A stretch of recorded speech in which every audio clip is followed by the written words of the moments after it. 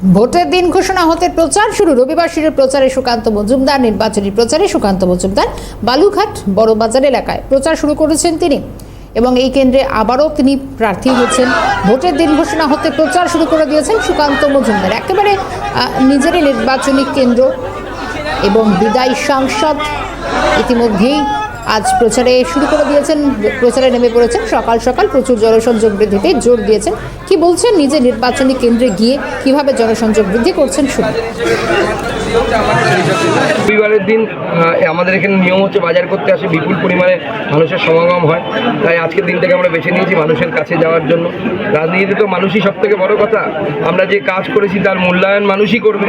মানুষের কাছে আমরা বারবার যাচ্ছি, মানুষকে দুহাত জোর করে বলছি যে মোদিজির উপর ভরসা রাখুন। দেশ যেভাবে এগিয়ে যাচ্ছে, আগামী 5 বছর ফ্রিতে রেশন পাবে দেশ।